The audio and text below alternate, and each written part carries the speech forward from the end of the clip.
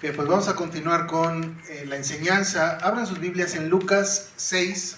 Seguimos en Lucas y en el capítulo 6. Ya vamos más de un mes, 2 meses en este capítulo. Lucas 6, versos 46 al 49. Lucas 6, 46 al 49. Y voy a darle lectura. Dice así: ¿por qué me llamáis Señor, Señor, y no hacéis lo que digo? Todo aquel que viene a mí y oye mis palabras y las hace, os indicará a quién es semejante. Semejante es al hombre que al edificar una casa cavó y ahondó y puso el fundamento sobre la roca. Y cuando vino una inundación, el río dio con ímpetu contra aquella casa, pero no la pudo mover, porque estaba fundada sobre la roca. Mas el que oyó y no hizo, semejante es al hombre que edificó su casa sobre la tierra, sin fundamento, contra la cual el río dio con ímpetu y luego cayó y fue grande la ruina de aquella casa. Vamos a orar.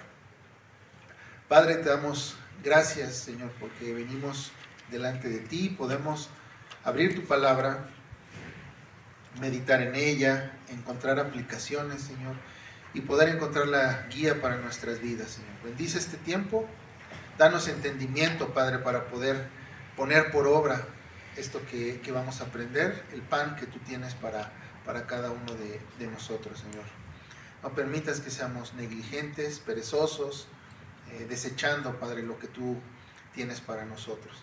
Gracias te damos por este tiempo, gracias, Padre, por el tiempo como hermanos, escuchando tu palabra, Señor, en el nombre de Jesús, amén. Bien, pues esta parábola tiene mucho que ver con lo que vimos la semana pasada. ¿Recuerdas que la semana pasada hablamos sobre el árbol y el fruto? ¿Sí? Que es imposible entender árbol y fruto como si fueran dos cosas separadas. Cuando nosotros hablamos de un fruto, implicamos que hay un árbol, ¿verdad? Entendemos y presuponemos que hay un árbol detrás que dio ese fruto, ¿sí? Y bueno, no podemos entender uno y otro de manera separada. Lo mismo como no podemos entender también el corazón, ¿sí? Del hombre y sus acciones. Son cosas que van juntas. Es por eso que Jesús puso este ejemplo, ¿verdad? Del árbol, del fruto, porque van relacionados y uno tiene que ver necesariamente con lo otro. En este mismo sentido es que debemos entender esta parábola, ¿sí? De los dos cimientos. Y me gustaría que tuvieras en mente esta unión que existe. Primeramente entre el árbol, el fruto, ¿sí? Pero también entre lo que cree el hombre y sus acciones. Son cosas inseparables. El árbol, el fruto y lo que creemos y nuestras acciones. Pero sobre todo Jesús lo que quiso enseñar en esto es acerca de las consecuencias que traen ciertas creencias en la vida de los hombres, o credos, podemos llamarle credo. Ahora empecemos con esta premisa, de que los credos son inevitables. ¿Sí? Tal vez tú escuchas la palabra credo y te remonta a la Iglesia Católica y dices, ¿qué es eso? ¿Por qué decimos esas palabras aquí? Pero un credo es prácticamente una declaración de lo que tú crees. Lo que repetimos hace un momento acerca del credo de los apóstoles, es lo que creemos, ¿verdad? Acerca de la fe cristiana. Lo que creemos acerca del Padre, lo que creemos acerca del Hijo, del Espíritu Santo, de la Iglesia. Eso es una declaración pública de lo que creemos.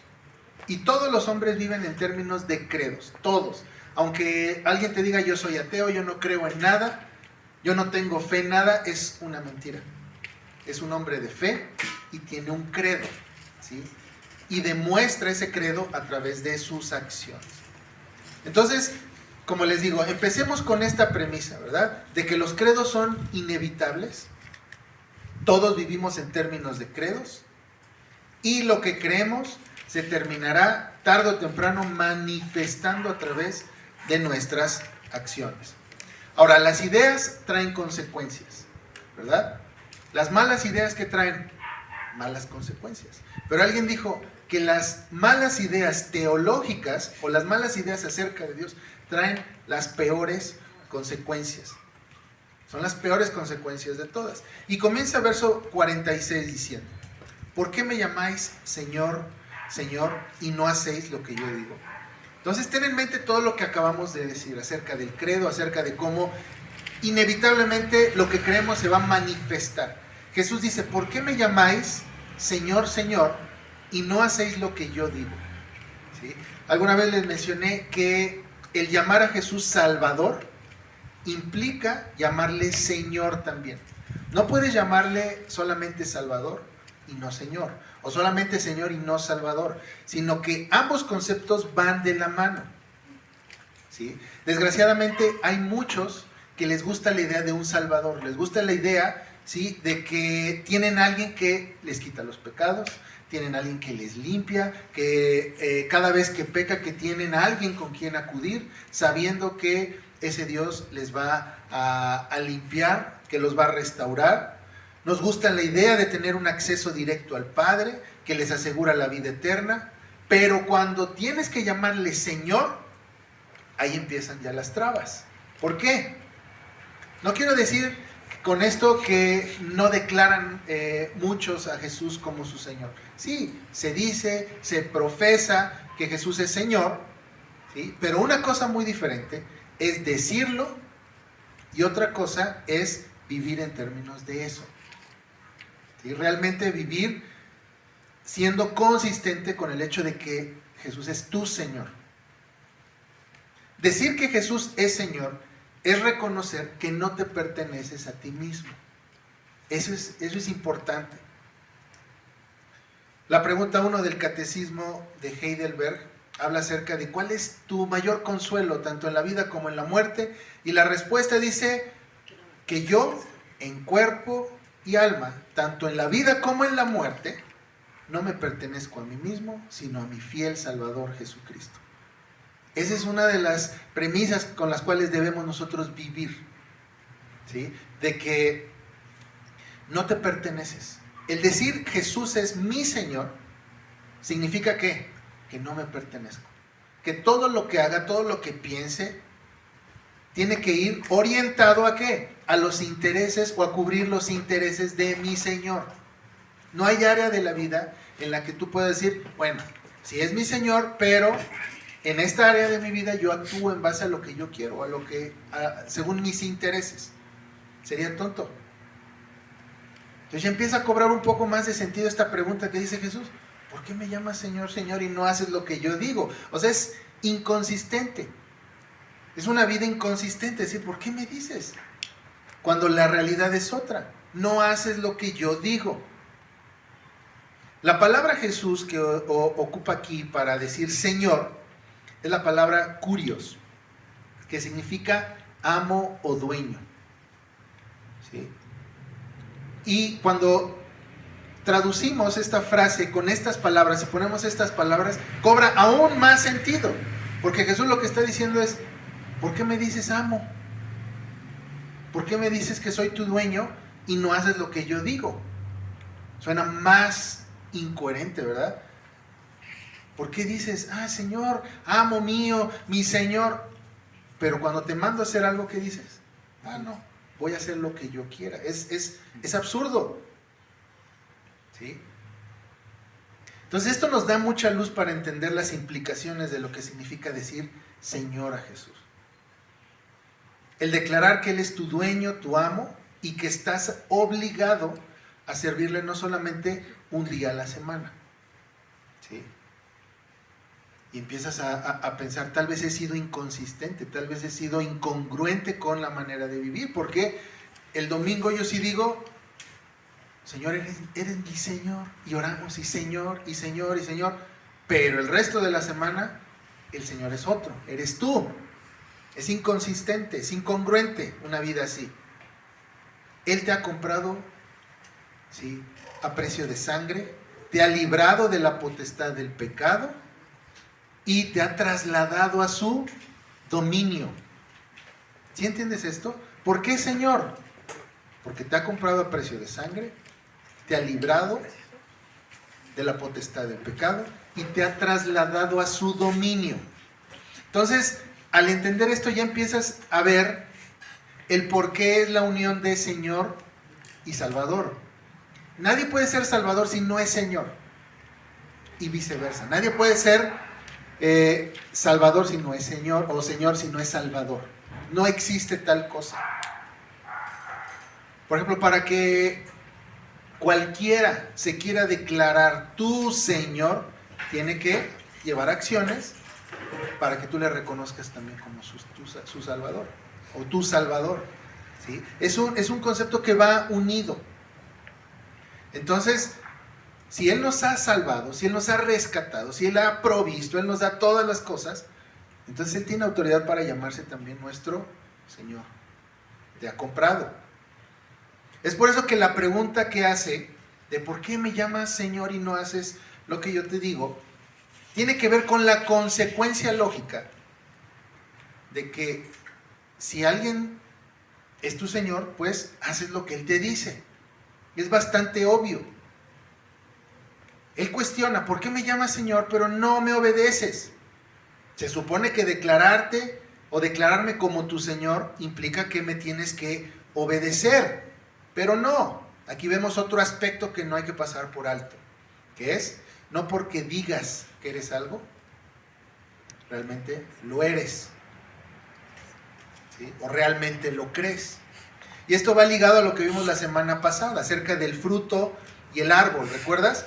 El credo, o lo que creo, es lo que determina el fruto, es lo que determina las acciones y no al revés, ¿sí? No lo que tú digas que eres, no lo que tú digas o profesas que eres y haces, realmente eso eres. Es que yo soy un cristiano así, es que yo hago esto y mis obras y todas mis acciones van a decir, mira, yo realmente soy un... No porque lo digas, realmente lo eres, ¿sí? O que realmente lo crees. Entonces el credo es lo que determina el fruto o las acciones, no es al revés. Puedes tener un árbol y maquillar sus hojas, sus frutos para disimular que está podrido, pero la realidad, ¿qué es? Está mal, ¿sí?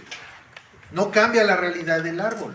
Así pasa cuando decimos que somos del Señor maquillando nuestras palabras, maquillando nuestras acciones, pero en el fondo estás en desacuerdo con la ley de Dios. No te quieres someter a ella, para que ella regule la totalidad de la vida. Entonces, si Jesús es Señor, debes reconocer que, primero, que no te perteneces, esa es una, y segundo, que estás obligado a obedecerle y a vivir en sus términos. Eso significa declarar a Jesús como mi Señor. Entonces, cada vez que digas, Señor, Señor, reconoce que no te perteneces y que tienes que obedecerle, vivir en sus términos. Y más adelante continúa en versos 47 al 49 con esta parábola diciendo, todo aquel que viene a mí y oye mis palabras y las hace, os indicaré a quién es semejante.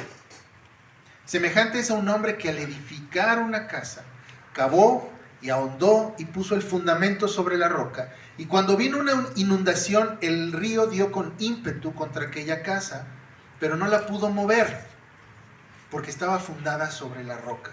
Mas el que oyó y no hizo, semejante es al hombre que edificó su casa sobre tierra, sin fundamento, contra cual el río dio con ímpetu y luego cayó, y fue grande la ruina de aquella casa. Ahora, en esta porción Jesús pone frente a su audiencia dos casos, ¿sí? El primer caso, en ambos casos va a ilustrar las consecuencias de la pregunta que les acaba de hacer. La pregunta es, ¿por qué me dices Señor y no haces lo que hago? Entonces ahora va a poner estos dos ejemplos enfrente de esa audiencia diciendo, a ver, estas son las consecuencias de hacer o no hacer, de reconocerme realmente como tu Señor o no. ¿Ok? ¿Esto con qué propósito? Con el propósito de hacerles ver de manera clara y vívida la insensatez o la sabiduría según las acciones que tomen. Primeramente, habla sobre aquel hombre que vino, oyó e hizo. Muchos pueden venir, muchos pueden oír, pero se quedan cortos con el hacer. No podemos hacer expertos, o más bien nos podemos hacer expertos en el venir, ¿sí? Participar en cualquier actividad de la iglesia, nos podemos hacer expertos en no faltar a ningún tipo de retiro, de taller, de conferencia, lo que sea. Puedes hacerte un experto en eso. Y puedes estar en todas las listas de asistencia, ¿verdad? Porque vas y eres alguien que no falla. Puedes hacerte experto en oír también, ¿sí? En estar escuchando los sermones. Me gustó mucho el sermón del domingo y lo escucho durante toda la semana. Estoy escuchando sermones de otros lugares, escucho charlas, pláticas, enseñanzas acerca de la Biblia, estudios, ¿sí? Entonces puedes hacerte muy experto en venir, en oír, ¿sí? Pero no hacer. O sea, no obedecer, sino hacer la voluntad, tu voluntad en tu vida. Entonces fíjate qué incongruente es esto, ¿sí? En la fachada es cristianismo, asisto, hago, ¿sí? En la iglesia voy, escucho, pero no hago lo que escucho, ¿sí? No vivo en términos de eso que digo que creo. En el primer caso, Jesús expone a un hombre que dice que él vino, todos pueden venir, oyó, todos podemos oír, pero hizo. Ese es el primer caso. Vino, oyó e hizo. Y Jesús, de una manera muy didáctica, les dice a qué se parece este hombre. Dice, es semejante a aquel hombre que quiso edificar una casa, cavó, ahondó y puso fundamentos sobre la roca. ¿Qué significa esto? Primeramente, que obedeció el consejo de la palabra. La roca es Cristo, la roca es la palabra. Y en ella cimentó su vida. ¿Qué significa cavar hondo?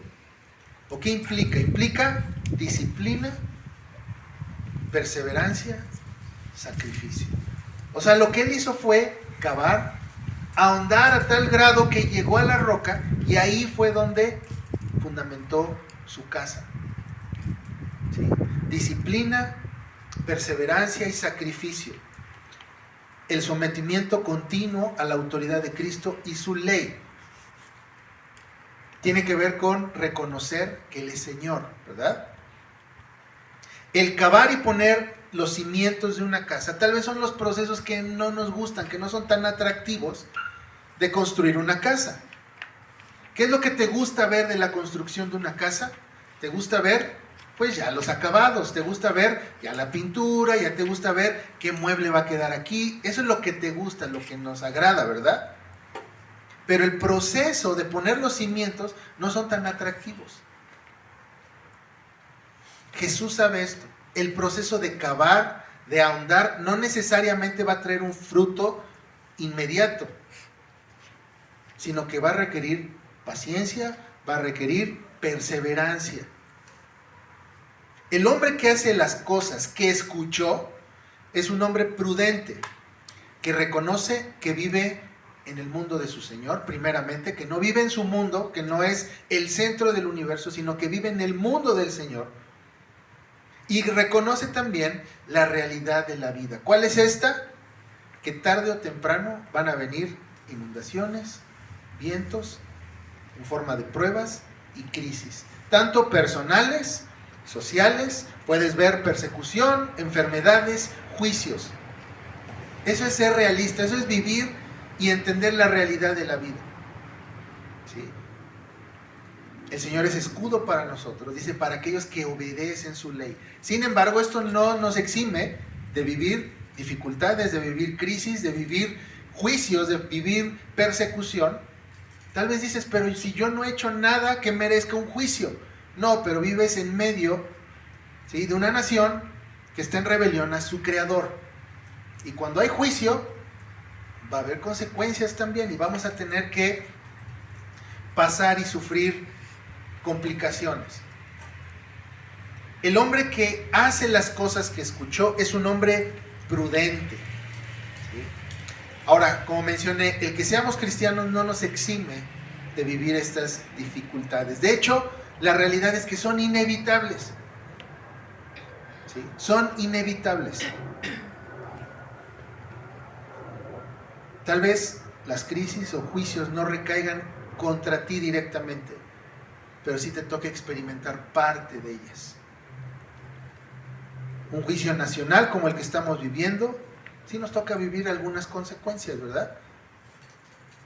Pero sabemos que estamos en las manos del Señor. Ahora, el propósito de tener una casa o una vida bien arraigada en la roca o en Cristo y su palabra es que podamos estar firmes. Jesús lo que está tratando de hacer ver aquí, sí, son las consecuencias de hacer una cosa u otra. ¿Sí? Entonces el punto de esto es que si tenemos una casa bien arraigada en la roca, vamos a estar firmes cuando vengan las dificultades.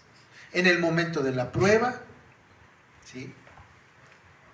Ahí es donde el sacrificio, la perseverancia, todo esto de ahondar, de cavar hondo, donde te has sometido a la ley de Dios, va a mostrar su fruto de manera clara y visible.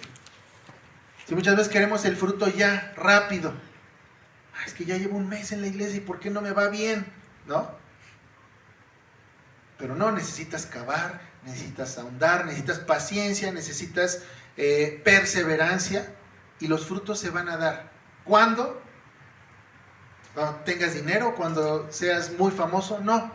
Se va a dar cuando vengan las dificultades, cuando vengan las crisis, cuando venga el juicio y tú estés firme y puedas mantenerte firme. Ese es el propósito y la consecuencia de permanecer en la roca o de cimentar nuestra vida en la roca. Pero hay otro tipo de hombre, dice. Y así como muchos, él vino, él oyó, pero ¿qué? ¿Cuál fue la diferencia? No hizo. Él no cavó, no ahondó, porque su casa fue edificada sobre la tierra, dice aquí. Mateo habla sobre la misma parábola, pero Mateo dice que él menciona que le edificó sobre la arena. Tal vez para nosotros es un poco más claro, o cobra un poco más de sentido, cuando nos imaginamos un hombre construyendo sobre la arena, ¿sí? Porque nos dibuja perfectamente la insensatez de una persona. Qué tonto sería construir una casa sobre la arena. Desde el momento que le estás construyendo, tú sabes que no va a durar mucho, ¿sí? Entonces, creo que el entender que una casa bien cimentada, cimentada en una buena tierra, en la roca, en algo que no se mueve, es sensato. El no hacerlo es insensato, ¿sí? Es tonto. Ahora, ¿de quién está hablando? De este hombre, aquel que vino, oyó y no hizo. No está hablando de un incrédulo. No está hablando de una persona que no estaba interesada. El hecho de que él ya vino, el hecho de que él se quedó a escuchar, te habla de que posiblemente es alguien, ¿sí?, que no es un ateo, no es un incrédulo, sino que es un hombre que está en rebelión a Dios. Porque ya escuchó, ya sabe y no quiere hacer. Eso es cuando nosotros leemos el libro de Proverbios. Proverbios hace una distinción entre un hombre sabio y un hombre insensato, ¿sí? Ahora, el sabio, Proverbios lo dibuja como un hombre que escucha el consejo de los sabios, ¿sí? Como un hombre que se detiene, no hace su voluntad, no es un hombre que está gobernado por sus impulsos, sino que es un hombre que se detiene, escucha a los sabios, escucha a aquellos que tienen más experiencia que él y hace eso. El insensato no se identifica como un hombre ignorante, que bueno, no tengo información suficiente y actúe mal. Eso no es un insensato, no es un tonto. Según el libro de Proverbios, la persona que es un necio es aquel que sabe lo que tiene que hacer y aún así decide no hacerlo. Ese es un necio. Y ese es el tipo de hombre del cual está hablando Jesús aquí. Vino, escuchó qué dice? No hizo. Eso es un necio. Él no cavó, no ahondó, sino simplemente quiso construir su casa. La construyó sobre un cimiento endeble. Ahora, las consecuencias de la desobediencia aquí son totales. Jesús no habla de que en su casa hubo algunas fracturas, que en su casa hubo algunas grietas, ¿sí? Sino dice que la casa cayó y fue grande su ruina. Entonces no está hablando de consecuencias menores, sino consecuencias devastadoras por no hacer lo que Jesús dice en su palabra. Los frutos van a revelar dónde hemos construido nuestras vidas. Jesús lo dijo, por sus frutos los conoceréis. Vas a saber qué tipo de persona es por el fruto que da. ¿Sí? Si una persona constantemente está fallando en el mismo tema y en el mismo tema, ya te dice mucho de qué es lo que cree, cuáles son, cómo es esa persona. ¿Sí? No son errores. Les hablaba también que las palabras no salen por error, sino salen según lo que creemos. Entonces, los frutos, y los frutos que son nuestras acciones, van a revelar dónde hemos construido nuestras vidas. ¿Qué pasa cuando viene una crisis y ya no sabes qué hacer? ¿Qué voy a hacer y qué va a hacer conmigo? Te está hablando que tal vez no estás construyendo lo suficientemente hondo o profundo. ¿Sí? Cuando te mueven cosas, ¿sí? No menospreciando las complejidades de la vida, sino cuando te mueven cosas que realmente no tendrían por qué hacerte mover ni tambalear, tal vez necesitas reflexionar y decir, necesito ahondar más en la roca, confiar más en Cristo. El hecho de declarar que Él es dueño de todo, que Él gobierna todas las cosas, que Él es rey, nos debería de dar mucha certeza acerca de la vida. ¿Sí? Pero cuando no confiamos en esto, cuando no creemos que Él tiene soberanía, cuando no confiamos que Él tiene el gobierno sobre todas las cosas, tal vez ahí es donde empezamos a fallar, donde empezamos a temer, a temblar, porque ¿qué va a pasar con el futuro? El afán, la ansiedad, la incertidumbre acerca del futuro, ¿sí? Podemos catalogarla como un pecado, porque es no confiar en el Señor, que Él gobierna todas las cosas. No sabemos, dice el libro de Eclesiastés que Él ha puesto eternidad en el corazón de los hombres para no saber lo que viene el día de mañana. Es natural que no sepamos y que estemos nerviosos, sin embargo, el creer que Él no tiene el control y que todo no va a pasar de acuerdo a su propósito es incredulidad y es un pecado. Entonces, aquel hombre que ha construido su casa sobre la roca vive confiado, ¿sí? En que cualquier cosa que pase, como dice Romanos 8:28, a los que aman a Dios todas las cosas les ayudan a bien. Y dice que esto según el propósito para el cual fueron llamados. Todas las cosas nos ayudan a bien, no de acuerdo a mi propósito, sino al propósito que Él tiene para nosotros. Él va a llevar a cabo su propósito sí o sí en nuestras vidas y en la historia y en esta nación y en todo rincón de la tierra. Va a llevar su propósito a su cumplimiento. Entonces no nos toca saber, ¿verdad?, cómo va a ser detalladamente. Lo que sabemos es que se va a hacer su voluntad y confiamos en esto. Entonces un hombre que ha cimentado su casa sobre la arena, sobre tierra endeble, ¿qué va a pasar cuando vienen vientos? Se va a desmoronar, no va a saber qué hacer, ¿sí? Va a acudir a otras filosofías a que le den consuelo, ¿verdad? No se va a arraigar en la palabra, decir, ¿qué es lo que dice el Señor acerca de esto? ¿Qué es lo que estamos viviendo? ¿Es un juicio? ¿Estoy viviendo las consecuencias de mi pecado? ¿Estoy viviendo las consecuencias tal vez del pecado de alguien más? ¿Sí? Entonces, ¿qué es? Aprendemos a discernir, aprendemos a leer los tiempos, a leer la historia, a leer nuestra propia vida en términos de lo que Dios habla en su ley.